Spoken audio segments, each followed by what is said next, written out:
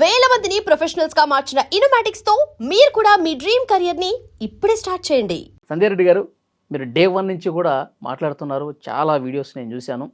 చాలా ఫైర్ అవుతున్నారు. బాధితుల పక్షాన ఉంటానని చెప్తా ఉన్నారు. మీకు ఏమనిపిస్తుంది? మంగ్లీ పాత్ర ఉందా లేదా? మీ అంచనా ఏంటి ఇప్పటివరకు జరిగిన దాన్ని బట్టి? అంటే మంగ్లీ పాత్ర ఉంది అని చెప్పలేను, లేదు అని చెప్పలేను, ఆరోపణ వస్తుంది కదా. మంగ్లీ గారిని ఎందుకు వీళ్ళు టార్గెట్ చేశారనేది కూడా ఒక అనుమానం. అయితే ఇక్కడ ఏమైందంటే ఈ మధు అనే అతను మంగ్లీ వాళ్ళ తమ్ముని ఫ్రెండ్ శివ. అయితే వీళ్ళు ఏం చేసిరంటే, నాకు తెలిసి తనున్న బిజీలో ఇప్పుడు వీళ్ళు ఈ బిజినెస్కి సంబంధించి మరి మంగ్లీ పేరు ఏమైనా వాడుకున్నారు. ఇవన్నీ మనం చేసే పనులు కావు, ఇవన్నీ పోలీస్ డిపార్ట్మెంట్ చేయాలి. ఇప్పటి వరకు ఈ వారం రోజుల నుంచి మాట్లాడింది రోజుకు ఒక కొత్త ట్విస్ట్ అనమాట. వీళ్ళు ఇప్పుడు కాదు, గత 8 నెలల క్రితమే ఈ మధు మీద వీళ్ళు బాలాజీ నాయక్ ఇంకెవరో వాళ్ళందరూ కూడా ఆల్రెడీ చింతపల్లి పోలీస్ స్టేషన్లో కేసు అయ్యింది. వీళ్ళు ఏదో జైలుకు పోయి వచ్చిండ్రు, కొంతమంది బయటకు వచ్చిండ్రు. ఇది ఒక మనీ లాండరింగ్ అనమాట. ఇదంతా కలిసి ₹1,00,000 ఇస్తే నీకు నెలకు 20,000 మిత్తి. ఓకే, 5 to 10 రూపీస్, అవసరం అనుకుంటే ₹15 కూడా అంట. అంటే ఈ రకంగా ఏమైందంటే మనకి ఎట్లుంటుంది అంటే, సాధారణంగా పక్క వాళ్ళు ఎదుగుతున్నారంటే ఎదుటోళ్ళకి బాగా అది ఉంటుంది కదా. అలా వీళ్ళు ఏం చేశారంటే అట్లా 5 లక్షలు 10 లక్షలు తీసుకొచ్చి పెట్టిండ్రు. నేను అనేది కూడా ఒకటి ఏమంటున్నానంటే, సరే ఇప్పుడు మంగ్లీ అనే విషయం పక్కన పెడితే ఆమె బాధితులు పోయేసి అడ్వకేట్ దగ్గరికి వెళ్ళారు. ఇక్కడ ఎవరిని ఇక్కడ అది చేయలేదు. సుబ్బారావు బయట వచ్చి పెట్టాడు, ఇలా నా దగ్గరకు వచ్చారు బాధితులను. కానీ మళ్ళీ బాధితులను మనం అడిగితే వాళ్ళు ఏం చెప్తున్నారు, ఇక్కడ ఒక సామాజికవేత్తగా నేను అర్థం చేసుకుంది ఏంటంటే, మాకు ఇట్లా మంగ్లీనే దీంట్లో ఉంది, ఇది పెద్ద వెంచరు, లేకపోతే ఫ్యాక్టరీ, లేకపోతే ఇది గ్రాండ్ ఓపెనింగ్కి వస్తుంది, ఇక్కడ ఒక రెస్టారెంట్ కడతారు, బార్ కడతారు. ఇవన్నీ అనేసరికి జనాలు ఎట్లుంటుందంటే, అబ్బా మంగ్లీ అంటే మంగ్లీ వాళ్ళ తమ్ముడు ఫోటోలు చూపించుకుంటుండు వీడన్నీ. అయితే ఎంత చూపించుకొని ఎంత చేసినా కూడా తప్పు అనేది ఇక్కడ బాధితులది కూడా ఉంది. ఎందుకు అంటారా, ఇప్పుడు ఈడో 4 ఎకరాల భూమి ఉందండి, ఇది నాదేనండి, మీరు కొనండి అని చెప్పేసి ఇక్కడ అన్ని నేను అది చేస్తున్నా, ఈ ఫ్లాట్లు నావే, మీరు కొనారంటే కొనేస్తారా? అంటే అత్యాశకు పోయినందుకే కదా. నేను ఒకటి అనేది ఏంటంటే, ఎప్పుడైనా ఒక నమ్మిన మనిషే మోసం చేస్తారు. ఈ మధు అనేటోడు మా ఊరే, మా దగ్గరనే ఉంటాడు అన్నాడు.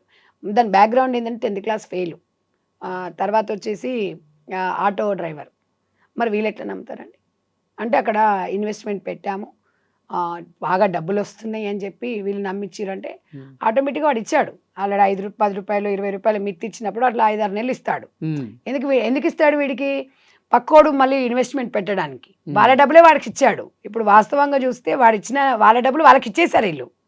ఇప్పుడు వాడు అదే అంటాడు, నా దగ్గర నుంచి ఎక్కడి నుంచి తీసుకొచ్చి ఇస్తే మీరు ఇచ్చిన ₹1,00,000 ఆడు 8 నెలల వరకు ఇచ్చిండు, 20,000 30,000 ఇచ్చుకుంటూ వస్తున్నాడు.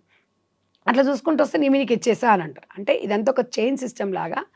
ఇదంతా ఏంటంటే బిలో పవర్టీ వాళ్ళను, కష్టపడ్డ వాళ్ళను వీళ్ళు ఎన్నుకోవడం అనేది అత్యంత దుర్మార్గం అనమాట. అంటే మంగ్లీ ఫోటోలు చూపించడం, మంగ్లీతో సన్నిహితంగా వాళ్ళ బ్రదర్ కలిసి ఉన్న ఫోటోలు కావచ్చు, తర్వాత వాళ్ళ ఇంట్లో కలిసి ఉన్నటువంటి ఫోటోలు వీడియోలు ఉన్నాయి. మంగ్లీ మన మనిషే, మన కమ్యూనిటీ మనిషి ఎవరైనా. అయితే ఇంకొక విషయం ఏంటంటే, కమ్యూనిటీ అని చాలా మంది అంటున్నారు.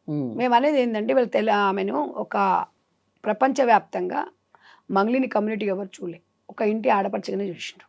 ఇవాళ వాళ్ళు చెప్పుకుంటున్నారు కమ్యూనిటీ అని, కానీ ఇవాళ ఒక గిరిజన బిడ్డ అని ఎవరు చెప్పలే, మా ఇంటి ఆడపడుచు అనుకున్నారు. నేను కూడా మంగ్లీకి పెద్ద ఫ్యాన్ని. సాంగ్స్ చాలా కష్టపడి పైకి వచ్చింది, నాలాగే ఆమెకి ఏం బ్యాక్గ్రౌండ్ లేదు. ఇవాళ ఒక మహిళ అట్లా ఎదుగుతుందంటే ఐఎమ్ వెరీ హ్యాపీ. అయితే ఇవాళ ఇద్దరు అక్కజెల్లెలకు భగవంతుడు ఒక అవకాశం ఇచ్చాడు. వాళ్ళు ఒక పై స్థాయికి వెళ్ళినప్పుడు విమర్శ కూడా కావచ్చు. ఎందుకంటే ఒక పై స్థాయికి ఒక మహిళ ఆర్థికంగా ఎదుగుతుంది, ఒక మంచి స్థాయికి వచ్చింది అన్నప్పుడు ఎలిగేషన్స్ వస్తాయి. అప్పుడు మనం ఏం చేయాలి? స్ట్రాంగ్గా ఉండాలి. అయితే అప్పుడు చిన్న ఎలిగేషన్స్ వచ్చినప్పుడు ఈ అమ్మాయి చేయాల్సింది ఏంటంటే, అక్కడ ఆఫీస్కి వెళ్ళి మాట్లాడకూడదు. ఇది ఆఫీస్కి వెళ్ళింది కదా, అవును, అట్లా మాట్లాడకుండా ఆమెకి ఇమ్మీడియట్గా అట్లా వచ్చినప్పుడు ఒక ప్రెస్ మీట్ పెట్టి, నా పేరు చెప్పి డబ్బులు వసూలు చేస్తున్నారు వీళ్ళందరూ, నాకు దీనికి ఎలాంటి సంబంధం లేదు, మీరు డబ్బులు ఎవరికి ఇవ్వకండి అని చెప్పేసి చిన్న క్లారిటీ. సెలబ్రిటీ అంటుంది కదా, ఆ సెలబ్రిటీ అంటే ఎవరు? ప్రజలు ఇచ్చిన పదవే కదా అది. ప్రజలకు చెప్తే ఏమయ్యేదంటే చాలామంది ఊరట వచ్చేది. మేము ఇప్పుడు సామాజికంగా విశ్లేషణ చెప్పడం వరకేనండి. ఇందులో ఎవరు నిందితులం అని చెప్పడానికి లేదు. పోలీస్ ఇంటరాగేషన్ జరుగుతుంది కాబట్టి ఆమె గురించి మనం మాట్లాడడం కూడా అనవసరం. అయితే ఇక్కడ ఒక పాయింట్, ఒక ఆఫీస్కి వెళ్ళిందని చెప్పారు. అంటే అక్కడ మీడియేషన్ చేయాల్సినటువంటి అవసరం మంగ్లీకి ఏమొచ్చింది? ఇప్పుడు అదే మేము అడిగితే ఏమంటున్నారంటే, ఇప్పుడు మనము ఎందుకెళ్ళావు అక్కడికి అంటే, నేను కాదు అని చెప్పడానికి అదంటే, అక్కడ వెళ్ళాల్సిన అవసరం లేకుండా అని మేము అంటున్నాం. అదేదో అంటే మనం నిజాయితీగా ఉంటే మనం ఏం తప్పు చేయకపోతే అసలు ఈయన కేసు పెడుతున్నట్టు ఈయన ఇన్వాల్వ్ సుబ్బారావు అయినప్పుడు డైరెక్ట్ పోలీస్ స్టేషన్ కన్నా వెళ్ళాలి, లేదంటే ప్రెస్ మీట్ అన్న నేను పెట్టాలి. అదే చెప్తున్నాం. ఎందుకంటే తను కూడా ఒక జర్నలిజం నుంచి వచ్చింది కాబట్టి ఆమెకు అందరూ ఇట్లా జరుగుతుంది అని చాలా అంటే నాకు తెలుసు దాదాపు ఒక 6-7 నెలల నుంచి ఆమె మీద అంతా జరుగుతాయి ఎలిగేషన్. ఆ మధ్యలో డ్రగ్స్ కేసు, తర్వాత దాంట్లో ఒక హిందీ సాంగ్, ఇవన్నీ బూతుపాట. కూడా సో ఇవన్నీ ఏమైతుందంటే, సరే ఎదుగుతున్నప్పుడే పళ్ళున్న చెట్టుకే రాళ్ళు ఉంటాయి. అప్పుడు మనం ఏం చేయాలి? స్ట్రాంగ్గా ఉండాలి. ఇదే విషయము నేను ఒక ఛానల్లో మాట్లాడినప్పుడు తను చూసి నాకు కాల్ చేసింది. చేసేసి అక్క ఇట్లా అందరు లకారాలతో నేను హ్యాపీగా ఫీల్ అయినా. ఫోన్ చేయడం అనేది నాకు ఫోన్ చేసి గతంలో మన వస్త్రధారణ విషయంలో జరిగినప్పుడు ఈ చిన్న విషయాన్ని పెద్దగా చేసిండ్రు. ఒక మనిషికి చెప్పుకున్నప్పుడు అక్క నేను ఇలా కాదు అన్నప్పుడు మనం ఫోన్ చేసినప్పుడు ఎందుకు చేసినావు అని అడుగుతాం ఎవరమైనా? చెప్పండి, మీరే చెప్పండి. అడగం కదా. అడిగినప్పుడు ఊరటనిస్తాం. ఎందుకు ఇస్తామంటే నువ్వు నీకు అలా లకారాలతోని మెసేజ్ పెట్టడం అనేది బాధాకరం విషయమే. కానీ నీ మీద ఒక ఆరోపణ వచ్చిందిరా, అది నువ్వు క్లియర్ చేసుకోరా, నువ్వు వచ్చి బయటకు వచ్చేసి ఒక కేసు పెట్టు వాళ్ళ మీద అంటే, నేను తప్పకుండా పెడతానక్క, నార్సింగ్ పిఎస్లో కూడా కేసు పెట్టిందని చెప్పి అది ఫైల్ కానట్టుంది. నాకు తెలిసి పెట్టిందని చెప్పింది.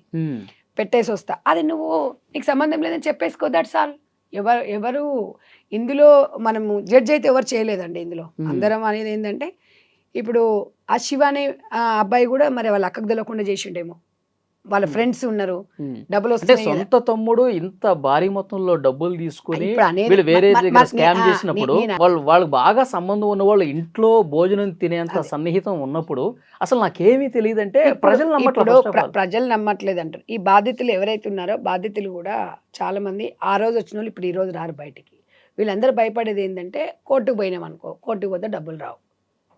మరి ఇప్పుడు ఈ విషయం ఎట్లా తెర మీదకి రావాలి? ఇక్కడ సుబ్బారావు దగ్గరికి వీళ్ళందరూ వెళ్ళిండ్రు. ఆ సుబ్బారావు కాస్త సెలబ్రిటీ కాబట్టి ఆ పేరు అనేది ప్రెస్ మీట్ పెట్టిండ్రు. అది బయటకు వచ్చింది. నా పేరేనా? మీరు సుబ్బారావు పెట్టినప్పుడు మీరు కూడా ఒక ప్రెస్ మీట్ పెట్టేసి చేయొచ్చు. ఇవాళ సజ్జనార్ గారికి ఇచ్చారు ఆ కేసు. అది పోలీసులు రంగంలోకి దిగితే ఎవరు ఏందనేది అన్ని బయటపడతాయి. కాబట్టి అది మనం నిరూపించుకోవాల్సిన అవసరం అయితే ఉంటుంది. మనం ఇప్పుడు నేనున్నా అండి, నా మీదే ఇప్పుడు నా పక్కన ఉన్న వాళ్ళు డబ్బులు వసూలు చేసిరు అంటాం. నాకు తెలిసింది అనుకో, నేను ముక్కు బిండి వసూలు చేస్తాను, ఎవడు రా వాడు అలా చేసిండని చెప్పేసి నేను బయటకు వచ్చి చెప్తా. ఆ మాట అనమంటే ఏమంటారంటే, ఆమెకంత ధైర్యం లేదు అంటారు. ధైర్యం ఎట్లా ఉండదండి? ఒక ఆడపిల్ల ఇవాళ కంట్రీస్ దిగి పాటలు పాడుతుంది. భగవంతుడు ఒక వరం ఇచ్చాడు ఆ అమ్మాయికి, ధైర్యం తెచ్చుకోవాలా. ఇప్పుడు మీ మీద ఎలిగేషన్ వచ్చినప్పుడు మనమే ఆత్మరక్షణ కోసం మనమే ఫైట్ చేయాలి. మనకి ఎవరు రాడండి. నేను ఒక చెల్లెలుగా నేను ఒక అక్కగా అమ్మాయికి నేను చెప్తున్నాను, నీకు అండగా నేను ఉంటాను కూడా చెప్పిన. బాధితుల వైపు మీరు రండి, నేను అమ్మాయి కాల్ చేసినప్పుడు చెప్పిన, బాధితుల వైపు రండి, మనం కొట్లాడదాం. ఎవరైతే ఈరోజు ఎవరైతే ఆడియన్స్ ఈరోజు మనకు అవకాశం ఇచ్చిండ్రు, వీళ్ళ సెలబ్రిటీ చేయడానికి, వీళ్ళ రాజకీయ పరంగా అయినా ప్రజలే. మీరు సినిమా రంగం అయినా ఏదైనా కూడా, టీవీ రంగం ఏదైనా కూడా ఇక్కడ ప్రజలే. ప్రజాస్వామ్యంలో అంతిమ తీర్పు ప్రజలది. ఓకే, ఒక పాయింట్ చెప్తాను.